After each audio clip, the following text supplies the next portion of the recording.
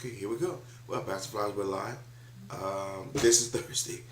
We weren't able to come on Tuesday. We had a situation that we could not get back, and but we thank God for Thursday. We thank God for being here. We called it on the introduction when we did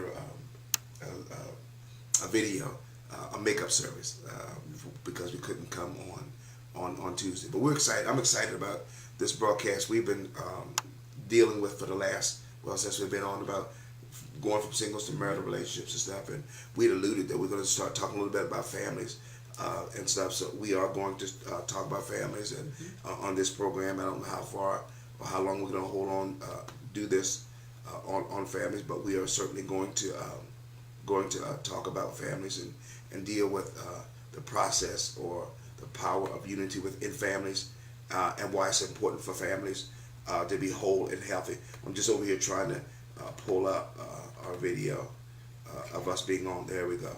Amen. We thank God for this. We thank God for those who are joining us. We're just waiting for a little while longer for those who be joining us tonight. We thank God for those who have.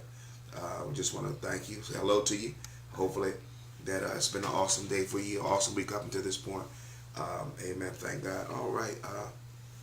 Charlene said, thank God. Thank you for joining us. Please, those who are with us, if you would please let someone know that we're on. Share it with us, because this is not the normal that we're on. We're going right back to our Tuesdays. This is the only time that we're doing this Thursday, but we're going right back to our Tuesday and stuff, because we think that's the day that we've been that's been set for us to do this program.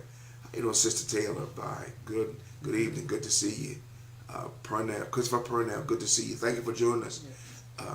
So we just thank God, Pastor Flowers.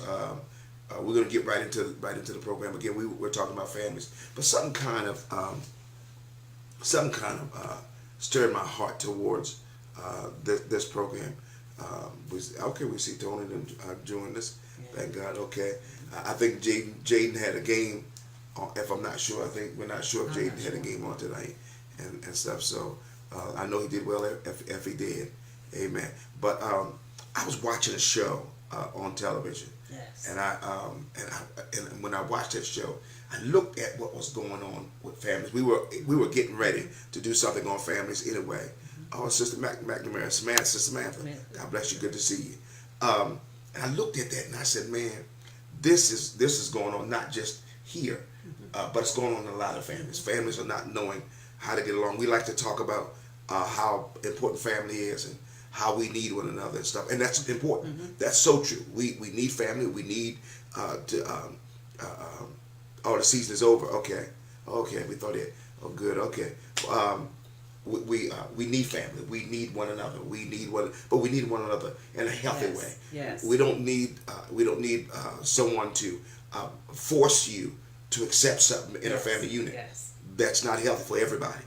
And so many times, people want families to come together. You hear one who's on the outside of the family or outside of a relationship with someone, and they're carrying the flag that we need to do, especially at family reunions or funerals or something. We need to do more together. Yes. We need to come together more as a family. If such and such was still alive, they wouldn't want the family to be split apart the way that we are. Make all the promises and try to do all of the little good sayings and things about the family, and it's all true. Families should be coming together. Absolutely. We should. There's Sharon Collins. How you doing? Yes. How you doing? First lady. We should encourage those things.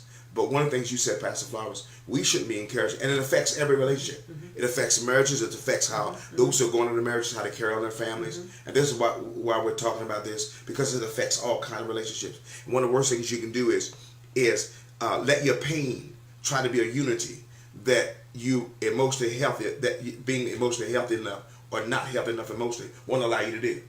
Over a casket, we can talk about how we need each other. Yes. At a family reunion, we'll talk about how we need one another. We come there and we talk about how we need to do those things. But during the process, and here's the key thing, during the process of trying to bring it together, what are we saying? What are the conversations that we're having? What are the conversations we're having about one another and stuff? So it's not just what your pain tells you. It's what your dysfunction won't let you do. Yeah. Yeah. And that's one of the things I think that's so injurious, that's so injuring to families, family units, and stuff, that we spend so much time making promises off of pain that we won't get healthy enough to put our pain aside and don't let it get in the way when we're trying to build family units and family, family bridges, and trying to get to a place of healthy healing and stuff. And this same effect, and this is one thing I want us to understand, the same effects continues on as a dysfunction throughout families and throughout generations. And we always try to make this look like it's a family line curse, when all it is just repeated behavior. Yeah. It becomes a curse because we repeat the behavior, but it's not the curse that's causing it. What's causing it is that we continue to repeat these kind of things throughout generations. We continue to allow the distance to grow, and we don't do anything to close the gap. We don't do anything to heal or deal with the dysfunction or even the offenses that's going on between family members. That's causing the dysfunction. Absolutely. Yeah. And even when parents are involved, there are people that are angry. There are siblings that are angry with their parents, and they're blaming parents for stuff that they're doing, for choices they're making. And they're saying the reason why I'm poor is because my parents were poor, and it's a family line curse of poverty. Now, if we continue to make the same kind of choices, or bad choices that parents or gatekeepers before us made, of course you're going to have the same kind of results. If I try to spend more than I make, like my parents try to do, then the same result that they had, I'm going to have. That's true. That doesn't mean that I have a family line curse that's chasing me. The family line curse happens because of my behavior. That's your behavior. The Bible's clear: curse causes shall not come. You know, but you get ready to say something? No. So we've got to learn. Let's be responsible for our own behavior, and if we're going to heal the dysfunction that's going on in our families, let's take responsibility for it. Now, am I saying that gatekeepers, parents, and those who are in the generations before, the generations that are now existing, or that birth forth generations, that they can't do things that will cause challenges in the generation behind them? No, I'm not saying they can. They can do things that can cause challenges in the generation behind them. But Pastor Fries, I want to make this clear. I said challenges. I didn't say that necessarily there has to be a behavior. I said challenges. And what we get mixed up is, what sometimes church mixed up is, that if one generation does something, that means that next generation is challenged with the behavior, that they're going to do that behavior. That behavior becomes automatic. No. That behavior doesn't become automatic. You may get the challenge may become automatic. I remember one time in my family line, my mother died of cancer. Her sisters died. Two of her sisters died of cancer and stuff. And I'm trying to remember if anybody else. And it was just cancer was just hitting the family line generation. And one thing all of them had in common: they smoked. Every one of them smoked and stuff, and stuff. And so it was one of the family member that I saw one time. We went to visit him, and I think he either dropped a pack of cigarettes or something. I said, "Whoa!" I said, "We had just got finished breaking the family line of cancer, and you're gonna get those?" I said, "When you pick those things back up, you agree with everything the enemy wants to do to make this a family line curse. Curses don't come just because someone has done a behavior and stuff. You have to agree with that behavior in order for that thing to become a pattern in your life. So whatever situation that you find yourself in, or whatever challenge you find yourself in, yes, it's good to look back and find out, why was this thing such a pull in my life? Maybe because of what your parents or grandparents or people introduced your family line to. But that thing is alive in your life, not just because what they did. It's because of what you're doing. What you're doing.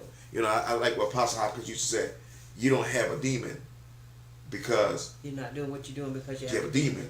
You have a demon because of what you was doing. Absolutely. So, and that's the thing. Whatever you're being challenged by, and whatever your marriage is being challenged by, everybody, man, we're going to talk about it in a few seconds. Everybody in my family got divorced, and now my marriage is going through challenges. Well, the enemy's suggesting that you get one, but that doesn't mean you have to put up with it and then get a divorce.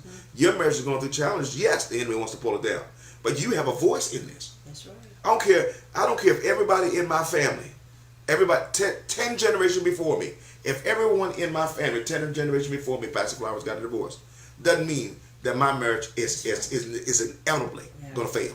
Doesn't mean that. Automatic doom now. No, because we have a choice. We have a choice. So, all right, Pastor Flowers. Okay, it says, what you reaped from your family line and what you seeded into your family line, breaking family line curses and yokes. Absolutely. We were watching Dr. Phil's show a few days ago, and In one of the cases, he was dealing with a mother and her 3 daughters. They were at each other's throat, and one of the daughters and mother had gotten into a physical with each other.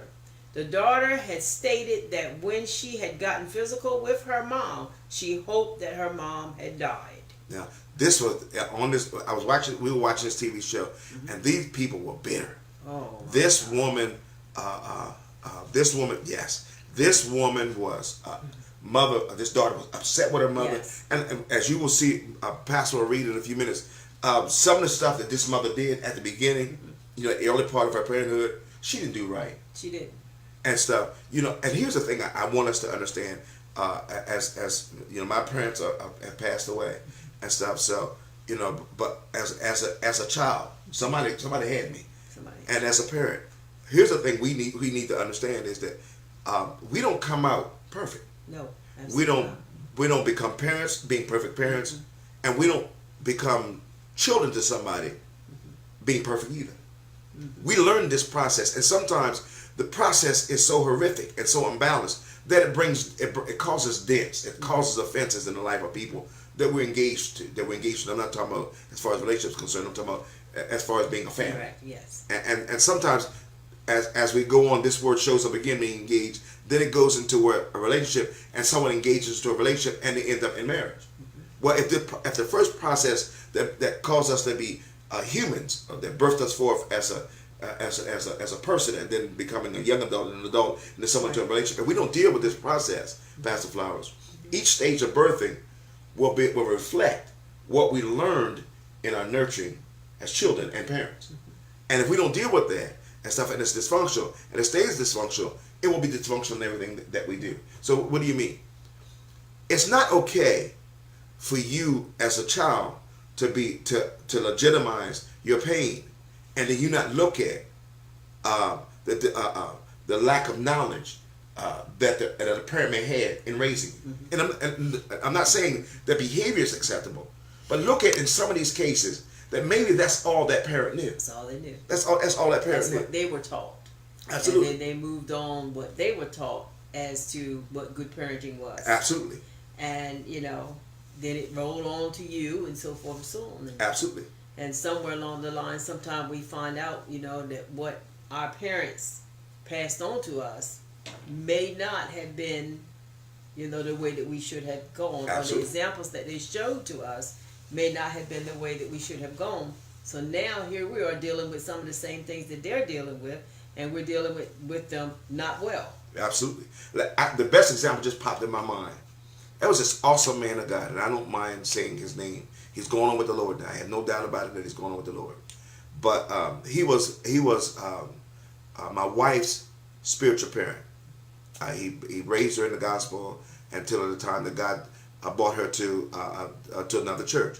But this man preached a hard gospel. His God, what he learned, what he taught, and what he knew put limits, and the limits sometimes seem so overbearing and stuff.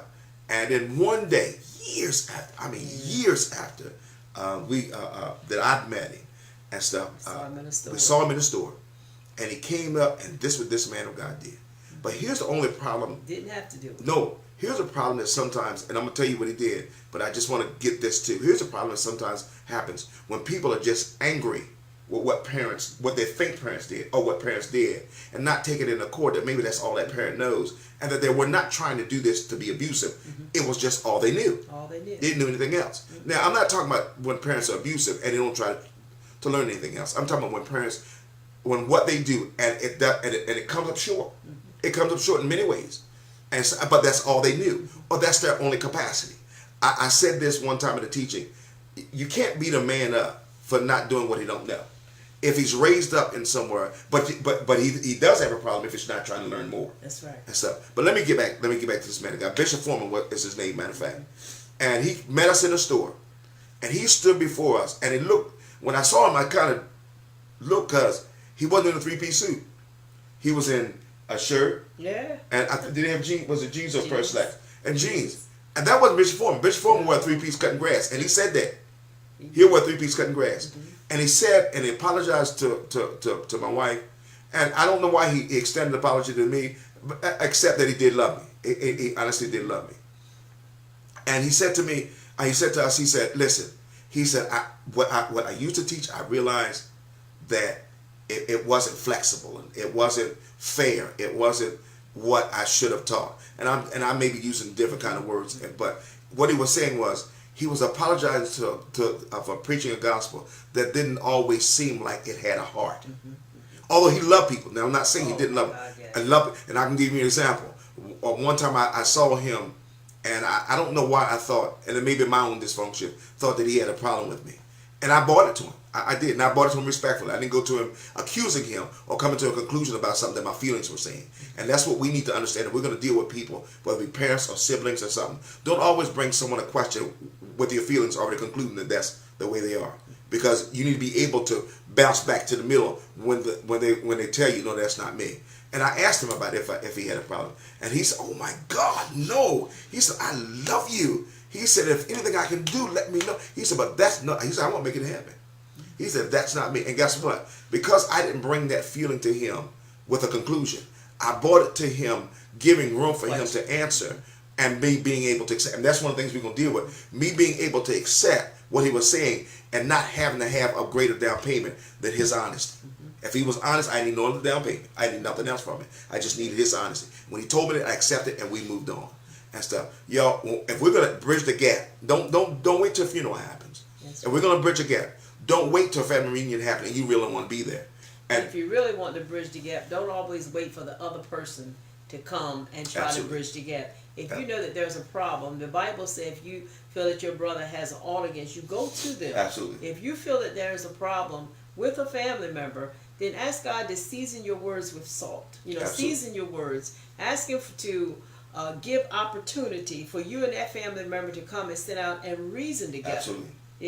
Sometimes we want to solve a problem, but the only thing we want to do is argue our points. Absolutely. And as long as we're arguing our points, trying to solve a problem in the family, it will never resolve. You will still end up feeling your way that you're feeling. They will still end up feeling the way that somebody got to come to the point of reasoning. Absolutely. And I tell people all the time, we tell people all the time, when you sit down and to discuss things, especially with husband and wives, you have to have the spirit of reasoning. Absolutely. You have to be willing to be reasoned with. You can't go in there and think, I've already made up my mind and this is how it's going to be. I'm in my feelings about it. Okay, you're in your feelings about it. They're in their feelings about it. But somebody got to be mature enough to say, we got to reason this thing out. Because if we don't reason this thing out, look at how many years we're going to lose not enjoying one another's company. It's not worth it. It's not worth losing one family member, one minute of family time because there's an issue that's going on that grown people, mature people,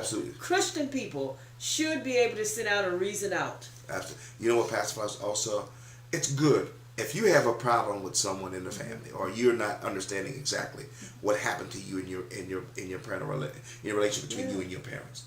Don't go to 6 or 7 people to get advice. Go to and then it gets back to them. Oh yeah, let's go. That you've been discussing. Now you may say, well, I was only discussing it to get advice. Well, it moves from getting advice when you go past one person. Unless that first person just wasn't listening well, they didn't give any wisdom to when you go to someone else. But when 5 or 6 people, 7 or 8 people, 10 or 20, 100 people start getting into this discussion, it moves from getting to advice to rumors. Now the person gets it back, and they're not ready to hear you say that you were trying to get wisdom or get understanding. Now, because now they're looking at get people on your side. Absolutely, yes, and that's what it looks like. And you can't convince them that it doesn't feel like that. So, and then the bottom line is, okay, it's good to go and get sound advice. But then after you got advice, then you have to follow then what the scripture says. If there, and you said it earlier, if there is a problem between, and it doesn't just mean just you and your brother that sits in church. That means you and your family too. Go to them, talk to them, get some kind of conclusion. And let's be real about this too, Pastor Flowers, as we're always going to be. You may not win them. You may not win them. They may still be angry with you. They may still not want anything to do with you. And their behavior towards you may not change.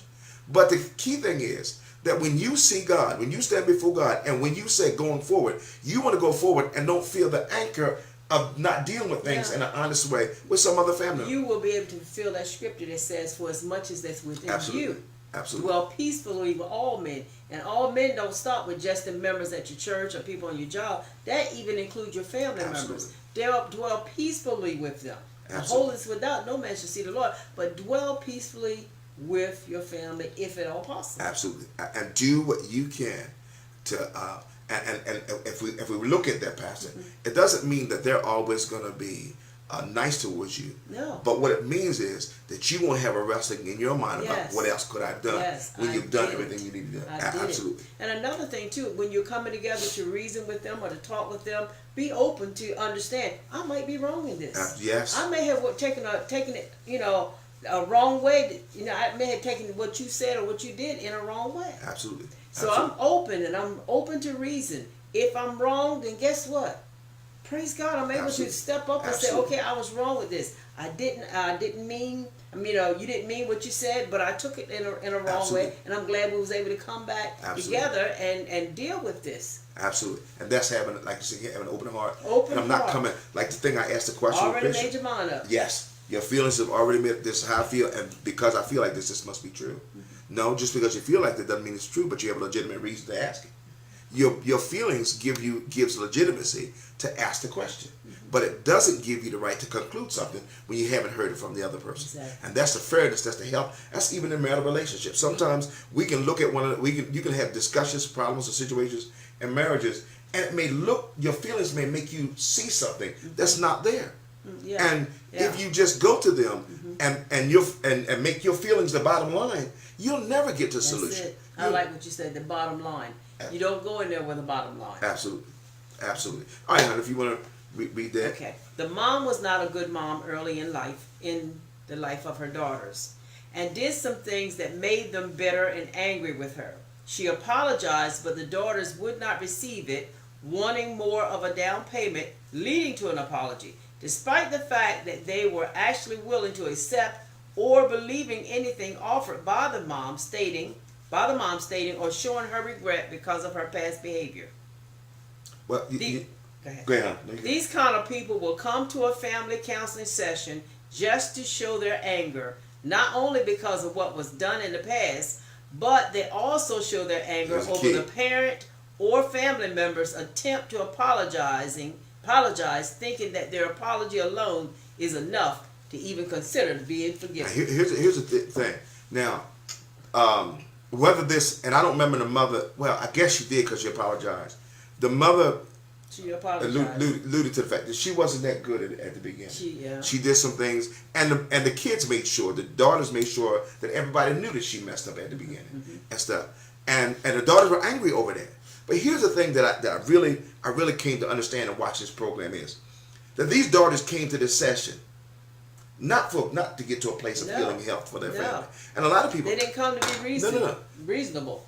They came because they wanted this mother to see their anger in a public place. They wanted everyone to understand that they were angry with their mother. They wanted their mother to feel hurt because of the anger and stuff. And the only thing they wanted was for her to know it, and they were not going to accept the fact that that the mother was sorry and stuff. And they were angry, and again, we said this here, they were angry not just because of what she did in the past. They were angry, and a lot of people are like this. They were angry that she would dare to apologize and think that would be enough for them to be soft in their heart towards her. And a lot of people, Pastor Flowers, a lot of people are like that. A lot of people in families are angry. They're estranged from each other. They're estranged from their parents. They're estranged from their siblings, and they don't get along and stuff. And bottom line is they're not just angry over what they assume is a behavior of rejection or behavior of an offense, but they're angry and stuff because they think that if they do anything to bring that relationship to a healthy place, that they think that it's going to be just enough to say I'm sorry. And you hear some of you heard it, some of you heard some family members, and you've seen some people in other families say, all they're going to say is they're sorry. But I know they don't mean it. And stuff. Then you know you're dealing with a person that I'm sorry is not enough for them. The scriptures calls it implacable. There's nothing you can do to soften their heart, to make them think that what you're saying, you mean it. That you're really sorry for what you did. But these daughters were angry. And no matter what that mom did, it would never be enough. Never. I remember there was a time the Lord spoke to me. He said, don't ever pursue anybody or anything more than you do me. Whoa. You got people sometimes that's pursuing so hard to bring peace with somebody who is implacable. It's almost like, if I bleed blood, will you forgive me? If I don't pursue anybody like that. Absolutely. You know, when they have made up their mind, that's it. I'm not going to change, and you know, it's just totally implacable. Nothing you say, nothing you do changes them. You can't make them understand where you're coming from or how things was. You know what? Pray for them and keep it moving. You know, Pastor Flowers, you are so absolutely right. And here's a sad thing that Christianity misinterprets. Christianity misinterprets many times is that it's my job as a Christian to chase your pain when you won't let me help you, or especially you won't let God help you to get rid of it. Exactly. And that's not Paul and Silas when they got in a tip. They were so contentious they couldn't minister together. They separated. They did not try to minister together because they know the attitude would get in the way. There are some family members and stuff, and this can't be. It's difficult to do it when it's in marriage, but we can see this when it comes to marriage. There are some things that you will absolutely not agree with. Exactly. You won't be on the same page. But does that mean the marriage is at stake? No. It just means in this matter and stuff we don't agree. We may have different opinions, but one thing should always be agreeable: that we love one another so deeply that we won't let small conflicts keep us from appreciating and showing the love and appreciation that we have towards one another. Absolutely. Because those are small matters. The small matters. But when you'll be dealing with family members, that no matter how much you say you're sorry, no matter how much you show or you try to show that you love them, it will never be enough for them to change their inner behavior about you. So with some people, you have to live loving them without being able to fellowship with them. And that's bad. And it's not your fault. No. You know, you've done everything but bleed, you know, red blood. Absolutely. But they're just hardened in that area. Keep on praying for them. You know, there may come a season where all of a sudden their heart begin to, you know, turn a little bit more fleshy in that particular matter. You know, and you don't hate them. No. But I think bitterness comes past flowers when we try to force them off of what we care for them to care back at us.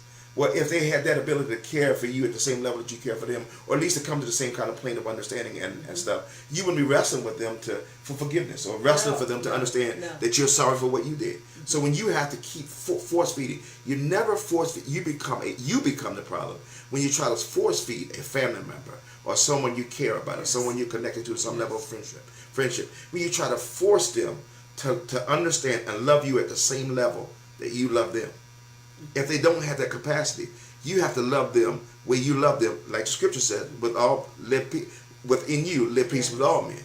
You have to do your peace love with them and allow God to heal them or to deliver them and stuff. If they submit, to allow God to do what He did to you in them. And if they never do, you have to still love them, but you have to move on. That's right. And as you're moving on, you know what? If you can't make it better, just don't make it worse. I like that. If you can't make it better, don't make it worse. I like that. You know, just you want to give me a hug off that?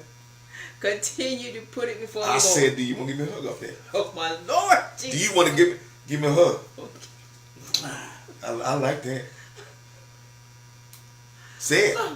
What? If you can't make it better, don't make it worse. Absolutely. And what I mean by that, if you find that you can't, you know, bring them to a point of reasoning, or sit down and talk with them and you know, get some type of action plan, don't make it worse. Don't go to Aunt Lula. Don't go to Sister Belle. Don't go to whoever. Don't go to your sister. Don't go to your brother, and then make the situation even worse. See, I come trying to talk to them and see how they act. I did this here and see how they're doing. You know, don't do that. If you can't make it better, don't make it worse. And don't walk away when somebody doesn't do what you think they'll do. Don't walk away throwing scriptures at them. No, oh my God. If scriptures was that strong on both of you, wouldn't be in the situation that you're in. Just live out the scriptures. Don't throw nothing at them. Just love them. Walk away. Understand that. Listen. And again, and this is the key part. If scriptures was all they needed at that time, they were submitted to them because they read them too. You know, so it's deliverance now they need. Yeah. You know, the point I look at with scriptures, you know, the Bible, you know, we say it's our sword, but many times you find people who take that sword and cut people up with it. And that's not what the sword is for. And the scriptures is clear. our warfare is not against flesh and blood. No. And stuff, but we'll take, you're right, we'll take that sword and we'll wear them wrestle. out. Absolutely. You know. All right, huh? Okay. That was an assumption during a session that forgiveness means acceptance of the negative behavior. Now, let me. Okay. And I said, when he said this, right, and I said, that's not, and I don't want anybody to think that that's what people most times are asking for when they're asking for forgiveness. When you ask for forgiveness, it shouldn't be any idea that there's an illusion that somebody's saying, I want you to accept my behavior. I'm apologizing because I'm understanding the behavior is not right. Yeah. So I'm not apologizing, to contradict that, to say, well, I want you to accept my behavior. I'm apologizing because I want my behavior, I want you to recognize, and I'm recognizing that at a certain point in time, my behavior was offensive. And so I want to change that. But I can't change the behavior, but if I can help you to get past that, to move forward. I can't change the behavior because that's in the past. I can change what I'm doing now, but I can't change what I did then. And I don't want you to take my apologizing to you to be something I'm saying, well, just accept that I did that. No, that's not what I'm saying. Yeah. We're dealing with what my behavior did. So I don't want you to accept it.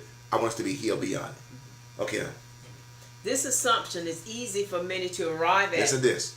When they are more willing to punish the parent or family members because of what they did than they are to deal with the issues between them and release the other in order to free themselves. Now, I cannot emphasize this more. Many come to this conclusion. You apologize because you want me to accept your behavior. And many come to this conclusion so easily because they're more willing to punish the person over what they did than to understand that that's not what it's about. I want to put this on the table so we can do what we need to do with this, and how has it affected you, so we can move on. So I guess it's, if you feel, let's say you're feeling a little bit, like they're trying to punish you, might be good to say, okay, we're gonna come, I'm willing to talk and everything, but I don't want you punishing me because of it. Absolutely. Now, and that's the key thing we have to say, especially when we're coming into a situation with someone that is angry. You know they're angry. You know they're excuse me, y'all, for bending down now, I was getting something out. You know they're angry. You know they're bitter. You know all of the attempts to bring a solution to this has not worked because they've just been angry. Come and let's get this table set. Yeah. Now, I'm not coming to ask you to accept my behavior. I'm not coming to make you act like or defend my behavior or act like my behavior is okay. But we need to go from there. We need to get from there. We can't live there. It's like going into a house and we're as a couple and we say this house is turning down around us. We need to get another house and the other and stuff. So, but we need to sit down and get a plan how we're gonna buy this house. So you think we need to stay here for the rest of our life? That's not what I'm saying. I'm saying, well, let's get a plan. Let's get a plan to move from here. Let's not just walk out the door and say I'm not going back there no more, and we don't have anywhere to go. Right. So that's what the process is about. Not just we don't want to live here, but we got to figure out how we're both going to leave here. Exactly. Yeah. And I like the way you said we both going to leave here, because when we go into things and sit down and begin to have the summits or have the reasoning, parties or reasoning together or whatever, you have to go there understanding I'm not going to go in there, or I'm not going there and put 100% of the blame on you. Absolutely. And I take no blame for what has happened. And I'm not if we haven't talked for years or it's been months and we barely opened up our mouth. We both played a part in that. Absolutely. We both played a part in that because I could have spoke. I could have said something. I could have spoke even if you didn't speak back. So when I stepped into the dance floor, so to speak, and start doing your dance, even if you was out there dancing first, and I step out there and I start doing your dance, then I'm just as bad. I'm almost just as bad as you are. Absolutely. Because your behavior may have started it, but I continued on with it. Absolutely. And I like what you said earlier. So often, so many times, one will you have problems between whether the siblings or spouses or friends. And they'll stop talking, and then want to come and say, "Look, I'm," and try to make them, try to build a bridge and deal with the problem. And the other one will act like they're totally innocent. Oh yeah. But you said something just as much as the one that just came to you to try to acknowledge that I was wrong. I didn't. What you may have understood or what you may have gotten out of my behavior is not what I meant. and I may could have communicated better, you know. And they were right in expressing that. They were honest in expressing their feeling. But you could have did the same thing. Yep. Yep. So it's not fair to sit back and act like, you know, I'm waiting for them to come to me. yeah, and I'm innocent. You know, When the friendship should mean the friendship and the family connection should mean just as much to you as much to you as they're trying to express to you, it means to them then too. You know, so don't sit back, and one or the other shouldn't sit back and say, well, here you come, you know, after all this time, and now you're just coming up bring this thing up. Why you want to talk about it now? But the thing is, if the friendship meant that much or the family meant that much to you, why are you taking so much time? And if they never brought it up, would you be discussing anything? So see, that removes your ability, that removes any titles to innocent on either side. You know, the one that's coming already removed their title to innocent, being innocent. But the one that they're going to, who's waited and would not have made a move if that other one hadn't come, has no title to being innocent as well. No. Because again, if it meant anything even to if you, they were originally the victim, absolutely, you know, absolutely, just because they let it go on that long, just because, and would not deal and with they it, didn't fulfill scripture. absolutely. And All right, you knew that there was an issue. You knew that there was something going on with them. You know that they was acting funny towards you. You knew the behavior that you and them used to have was so much better than it is now. It's okay to say, look, we need to sit down and we need to talk. absolutely. You know, because Absolutely. we're family and we don't need to be manifesting like this. We don't need to be, you know, so divided. You know, Absolutely. let's sit down and talk about it. See, can we pull this Absolutely. family back to the tight-knit family that we used to be? Absolutely. You know, a lot of times you look at families and the families say, we're a tight family. But then somewhere in there's a weak link. If there's a weak link in a tight family, then we need to go to that weak link and find out, okay, what can we do to secure you back up, to make you back once again feeling like tightness, you know, Absolutely. feeling like family. And, you know, one of the things that I Pastor Flowers, I really believe one of the main keys that the enemy uses against families and against, you know, well, families period, is the thing called secrecy. Oh yeah. You know, one family member can come to another family member saying they have an issue about this family member, and they call themselves praying about it, giving it to the Lord. But the Lord didn't say just give it to Him. The Lord said come and talk and come and reason and come to communicate your indifferences and your problems and stuff, and not just keep secrets. If you even think. Absolutely.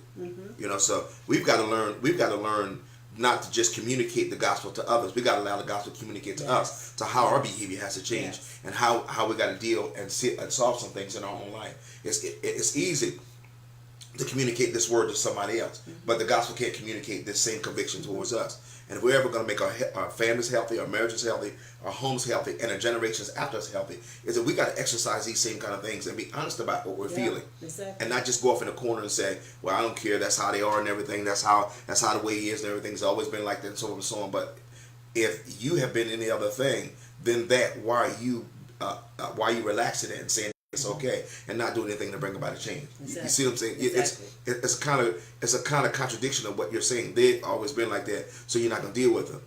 But if you're better than that and that's not been your way too, why are you okay with it and not trying to bring the kind of solution? Now, I'm not saying if you're dealing with somebody that's implacable, you can't change an implacable person's heart or narcissists. If they're going to be like, if they think that they're better than you, if they think that you know, or they think that you're beneath them, so forth and so on. No matter what you do, you're not going to change. You know. All right, hon. All right. Any act of abuse, rejection, and or not valued are acts outside of your control. Hey, okay. Now listen to this. Can you read it one more time? I want you to listen to this. Any acts of abuse, rejection, and or not valued are acts outside of your control. You have nothing to do with it. Nothing to do with it. If someone comes, I don't like you, I don't want to be around you, I know you're a family, but I know you're family, but I don't want anything to do with you. Just count me off as not family and stuff. You have nothing to do with that. There's nothing you can do. Nothing you can do about that. That's them coming. That's them owning their behavior. That's them owning their actions. Okay. But bitterness, dysfunctions, and resentment are a choice that is kept alive by the resentful thinking that someone in our family, namely a parent or a sibling, owes to bridging us to a healthy place in life than we do in making better choices. Now, what we do with what they did, whether it be parents, sibling, or spouse, what we do with that is our owning.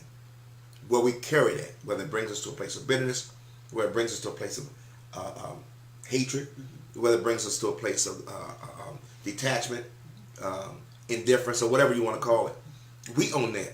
What we do with what they did, and what it brings about in us, that's us. That's us. That's us. I can't help if, just hypothetically talking, if a cousin says, I don't like Anthony. I don't want nothing to do with him. I don't want no bother with him, whatever, so forth and so on. That's not my problem. I don't own that. I can't, I can't carry that with me as if it's my responsibility. But if I say, I don't care, I don't like them either. It don't make me no difference what they do. I never did like them. If I go off like that, and then my behavior starts to change, but before I knew they didn't like me, I was treating them with kindness, I was treating them with love, and stuff, and I was saying it was a Christian characteristic. But all of a sudden, because they display a demonic characteristic, my Christian characteristic changes. And that's the thing, Christians, we have to understand. If someone displays a demonic characteristic, our Christian characteristic shouldn't change. Should not change. We may not can't physically, as far as fellowship's concerned, be as close, exercise closeness with them. But it shouldn't change our spiritual position with them.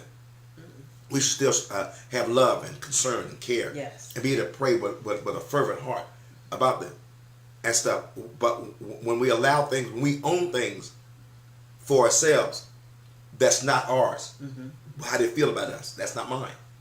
My capacity I have to live in, and that is I love you, and that doesn't change because you have a problem. I have to own it. That's mine and stuff. But what I do with it from that point, whether it's anger or bitterness, resentment, rejection to you back, then that's mine. That's where I'm gonna reap from. Your response. Absolutely. That's what I'm gonna reap from. Not what they did, not what my mama did, not what my daddy did, but what I did. That's what I'm gonna reap from. That's what's gonna affect my marriage. That's what's gonna affect my children. That's what's gonna affect how I carry on a relationship. Not what they did. Amen. Amen. Like the daughters on Dr. Phil's show who just wanted to express and exercise their anger just to make the parent or sibling that they're angry with feel guilty, and all other feelings and emotions that would lead to taking responsibility. Oh. What's wrong? Okay. Let's stop at that first part. Okay. Is that they were angry. These women were angry. They were frustrated. We even pointed out at the very beginning that one daughter was so angry with her mother that she got in a physical fight with her mother.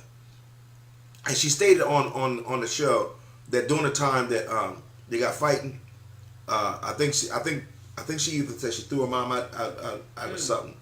Said she was hoping that her mom died. Yeah, that's what she said. Which showed, and here's the key thing about this, Pastor Flowers, when you come to that conclusion, that already shows, you're not ready to forgive. Yes, you're not ready to forgive because you want it to end, not just. You've already taken them to court, found them guilty, and sentenced them. Absolutely. You've done it all. Absolutely. And the only thing she wanted was, I want you to feel guilty for what you did to me, and that I refuse to grow past, and I refuse to accept anything from you that would make me take responsibility for the behavior that I've harvested from your behavior. Many times you find people that's looking for you to pay. Absolutely. And I want you to pay a payment that satisfies my passion of anger. Absolutely. And if that payment is not enough, I'm still not going to be satisfied with your apology. I'm not going to be satisfied with, even if I accept it, trust and believe, I'm not going to be satisfied with your apology because you haven't paid enough. Absolutely. Because you're bitter and you're resentful and you want them to pay. Absolutely. You're not trying to turn loose things. You're not trying to release things, but you just don't know how deep it hurt me. Absolutely. Well, why allow it to continue to go deeper? As long as you hold on to it, you won't be healed. Absolutely. Listen, I guess Pastor Flowers, we're going to finish reading that and stuff, but the thing I would encourage all of us, and I don't say all of y'all, I say all of us to do is that we need to cherish every union that God puts in our life. Cherish our family, cherish those that are around us. Because the worst thing you can do is apologize to someone that's dead. And I'm not trying to be, because to be honest is, if someone did something to me and the Lord took me home 8 years from now and they never wanted to apologize to me, I would not want the Lord to bring me back to hear that apology. I'm in paradise. You know what? I can go to paradise because I didn't hold it against you. I didn't resent what you did. But the worst thing we can do is in the church today is that we continue to hold on to issues Yes. that only sabotage our ability Yes. to grow emotionally. Yes. And it gets in the way. I look at it's a TV show that comes on. I like it sometimes, but then what ends up happening is that this crying out the heart continues to happen and nobody ever solves it. And that's Lopez. Him and his mom didn't never get along, and every once in a while, Lord. it gets in the way of the way he treats his wife, the way he treats his children, and stuff because they were never able to solve it. And he was constantly chasing her to find a validation for who he was and value, and she couldn't give it to him. She could not. Not only that she didn't, it wasn't that she didn't want to, she could not give it to him. She did not have the capacity, and she wasn't going to work to try to find the capacity and stuff. And he kept chasing it. Y'all, there are sometimes, in our lives that we will absolutely meet people that not only have the capacity, they don't have the willingness to find the capacity to fit into your life in a loving manner. You don't chase them, but you do give everyone that you haven't found if that capacity the chance to prove that they do have the capacity and the willingness to forgive and move on. You don't just sit back and say, well, they did this before and stuff, so that's how they're going to be. And when sometimes it may, I'm sorry, huh? And sometimes it may be they didn't do it before, but you misunderstood it before, and you never went to find out what it was all about. Okay. Now I have a question. Let's say there's somebody's listening and they say, well, Apostle, I went through something like that. But how do you go to your parents when in the past you felt your parents played favorites? There's something that your brother or sister could get away with, or there's some things that your brother or sister got into and the parents helped them to get out of it, but when you got into it or you needed help to get out of it, there was always an excuse, even Right. growing up. How do you handle that when you try to talk to your parent and you try to tell them, well, I just felt that Annabelle was your favorite Right. because of thus, and that, or I felt that Jim Bob was your favorite because of thus, and thus, but when it came to me, how do you get that out of you when it's been so, 8 years old, you started seeing a difference. 10 years old, you saw the difference. Graduation, you saw the difference. And now you're a grown man or woman, and you're trying to deal with Annabelle, or you're trying to deal with Jim Bob. Because a little bit of the bitterness, what you was feeling is going to be, shared over there with Jim Right. Bob because you felt Jim Bob was mom and dad's favorite. Right. Or you felt that Annabelle was mom and dad's favorite. Right. You understand? Now, how do you go to mom and dad to try to start this healing process? Well, I think one of the key things is that we have to understand that there are different levels of relationships in families. Healthy parents don't have favoritism, but they learn what each kid needs, each child needs, and they go off of which each child needs. Secondly, what makes it sometimes difficult about this, Pastor Flowers, and this can be a difficult subject for a lot of people in society and in the body of Christ, is that what makes this subject sometimes difficult is when this happens when all the children that may feel like this weren't raised in the same house. Oh, okay. This can be a very difficult situation, and then then someone may feel this is so because that mom or dad or mom or dad or mom or one or the other, however, may have picked them favorite because they was raised with them. And when some of the cases may be, and let's be all honest with this, some of the cases may be, it wasn't that they had favorites. It wasn't that they loved them more or loved them less. It was that they were more accessible. And sometimes it may be that sometimes kids even make themselves less accessible. And when children make themselves less accessible, it's hard to show how they really feel because they don't have the opportunity because of being accessible to their parents or to the parents and stuff to be able to show that there's no imbalance, there's no favoritism, there's love for everybody. But when you go to a parent and you have their feelings, and by no means do we feel that a child who may feel like that, you don't have a right to come and talk to that parent about that. You should be able to talk to that parent about that. You should be able to bring your feelings up. But and don't argue your point. Absolutely. And don't go there talking to them as if it's a foregone thing or That's what I was automatically saying. they're guilty and look what you did to me and this and that without being willing to hear the whole Absolutely. matter. Now remember, when you're asking questions to people about that, and particularly we're talking about parents and children who make children may feel like, remember, you're talking about a matter of the heart. So you don't have 100% proof that that's the position of that person, because it's a matter of the heart. Like. Now you have 1% proof that that's what you've been made to feel like, but you don't have 100% proof that that was their intentions of their interaction with you. Now, and for example, if Pastor Flowers and I was raised in the same house, and Christmas time came and her gift cost a little bit more than mine and stuff, and over years passed by, and I think, well, like some favoritism there. Her gift cost more than mine and stuff, and I wonder why that happened. That seemed like some favoritism there. But think now, before you go there and say that, you got what you want. Mom had nothing to do of the pricing of the gifts. You asked for what you asked for what you want. You asked for the G.I. Joe with the Kung Fu grip. She asked for the G.I. Joe with the Kung Fu grip and the Jeep. So hers cost more. I didn't ask for that. So it's I can't now put mom in a position, or dad in a position, or dad and mom in a position that they have a favoritism, when it wasn't about favoritism, it was about choice. Giving you what you want. Giving you what you want. And sometimes, y'all, when we're dealing with families, we can look at the treatment of parents and we can think it's favoritism, when in all actuality, let's be honest, sometimes they're just giving you what you're asking for. And they're treating you as the unique individuals that Absolutely. You are.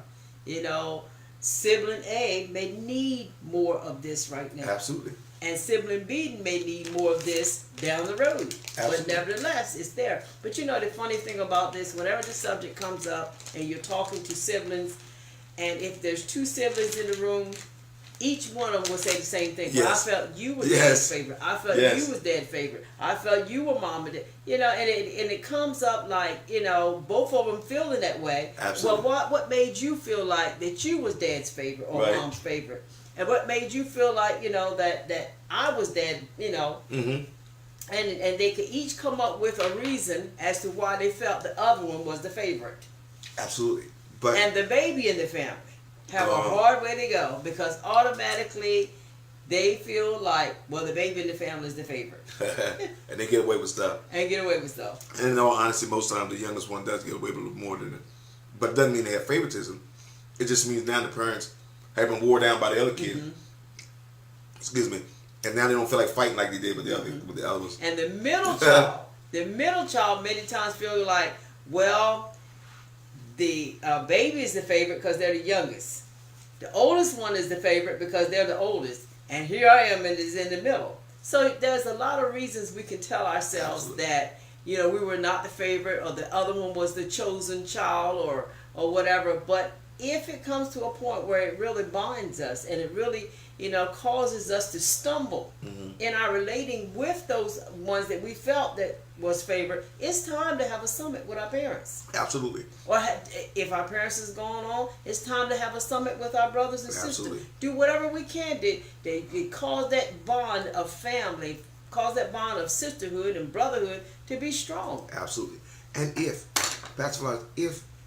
by chance you are a product of unbalanced love, if your parents did have favoritism, And we've seen if someone, that too. yes, if that is true, because in some families there's a bondage of complexion.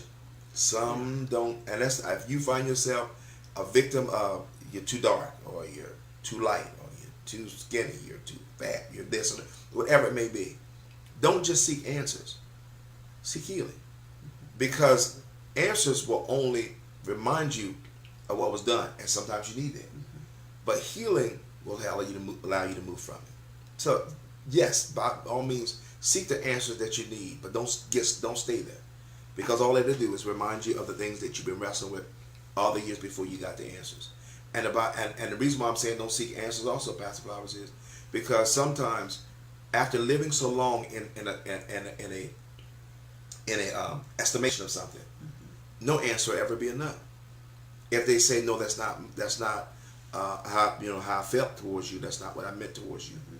You lived so long in it that it's become a part of you now, and that even that answer that's honest and legitimate may still not be enough. So now the key thing is okay, you got the answer, whether you liked it or needed it, liked it or that's the one you wanted. You can't stay there. No. And that can't be your source of going to next. Yeah. Because again, it may not be what you want to hear, and it may not even be nothing that you believe. Yeah. But what you need to believe is that I'm healthier, being healed from this, yes, than I am with just this answer. Yeah. Amen. Okay, huh? Okay. Oh, I'm trying to look at time. If you see me looking down like that, it's because I'm looking at time. I got a clock behind there, so I'm looking at time. Amen.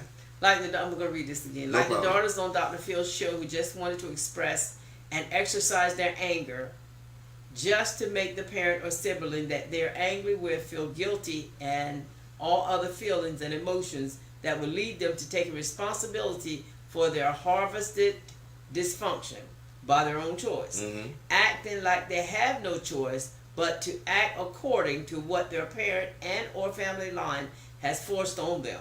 Yeah. The reality is that every bad behavior, bondage, or motivation can only take off in their lives when they choose to submit to it, what is being suggested by the enemy through any family line curse, bondage, or struggle. Absolutely. Bottom line is this. No matter what has happened to me or what is going on in my family line, I can't, I can't say that it's automatic. We said it, we were saying this earlier. It's not automatic. It becomes a part of me. It becomes a behavior in me. It becomes a struggle in me. When I fill out the application and hand it in and create the same kind of work behavior, whether it's spiritually, emotionally, or financially, or in relationships, when I create those same kind of behaviors, when I fill out the application and take the job, I get the same results. Exactly. The same results. So we've got to learn. If we're going to change, it was like we were saying one time in a relationship teaching.